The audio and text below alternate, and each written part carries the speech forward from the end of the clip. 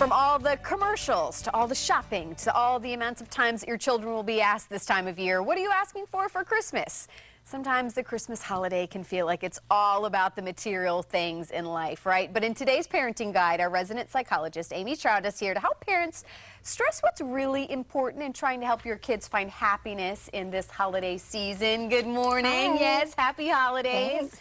Oh, this is so true, and I think we can all be so guilty of this, where we think, both adults and children think that happiness, we get that by material things, tangible things, right? It's always calling to us, isn't it? Yes, There's always things calling to us, like, oh, if I only had. Mm-hmm. Yeah. So talk about this research and kind of what you've kind of discovered over the years and what you find kind of interesting.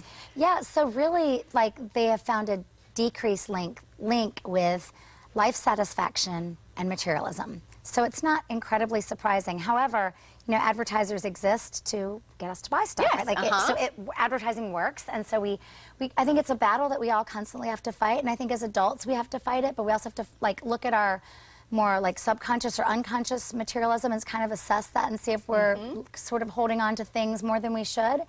And especially if we're trying to like help our children not grow up in that manner. We need to be really cautious and careful and really real with ourselves about the things that we sort of cling to for temporary happiness. And that's what I was just going to say. It's temporary happiness. And I was telling you, I'm kind of guilty. I don't really want anything for Christmas, but as a mom, I'm kind of guilty of, oh, I want my kids to have everything to make them happy. But we need to remember that it's short-lived. It's so short-lived. So here are some reminders. Let's go ahead and go through these on ways to help parents, maybe to keep focused and just some encouragement. I love this. Number one, limiting exposure to advertisements. How do we do this in this day and age? Why is that important? Well, okay, so you can pre-record shows that your kids like and fast forward through, you know, like on a DVR, or you can use Netflix or Hulu or all the other little, you know, things. You can look up things on YouTube, kids things that they enjoy, but really working very, very hard to not expose them to either online or TV ads, or also print ads. You know, there's a lot of, I know back in the day, like big catalogs came, but even now catalogs still float through the mail. Oh, yes, they do. My children have found them. They don't need, I know. We need to limit, even ourselves, perusing through those, because if we don't really need it, we don't really need it. You know, I mean, so it can be easy to let those lay on the counter till they're found, but we might want to kind of just recycle those quickly.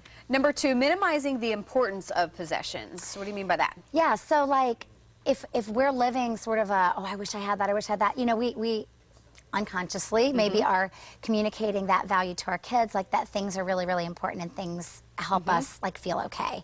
So by kind of structurally shifting the way we think about things and what we're modeling to our kids, and also like not walking them through the stores going, oh, wouldn't you like that, wouldn't you like that, wouldn't you like that, really minimizing what possessions can do for you. Right. So one of the ways that you can do that, like if grandparents, for example, will ask, you know, what do your kids want for the holidays? You know, you have to give them something. They're going to send your kids something, right? So thinking of things like maybe a bike, something that would encourage them to move, or like something that they would need or you'd need to purchase anyways. Arts and craft ideas are a great thing because those keep the creativity flowing, and like when you run out of fingerprints, you're going to have to replace them anyways. So, and for older kids, maybe some body care items or some nice, you know, perfume, something that's not quite a tangible, like thing. Okay. Can be ways to do that. We're less than a minute left. Number three, educating children about the techniques employed by advertisers. Go ahead, tell them young. Tell them young, like when they do catch an ad, or when they start to kind of get that cognitive ability to like understand there's another agenda going on here, help them kind of explore and make it kind of a detective thing. Like, what do you think that ad is doing? What are they appealing to?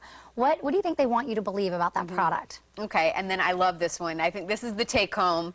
Number four, teaching children about other sources of happiness. Friendships, giving, play, I mean, all kinds of things that we really want to do. They take more time, but really if you look dollar for dollar, what we're spending our money on time-wise, you know, may not be an equitable solution. So diving into those relational things and those maybe experiences and, you know, maybe spending your money on something that you guys can do as a family as opposed to just something tangible that'll be, you know, they'll be done with in 15 minutes. Right.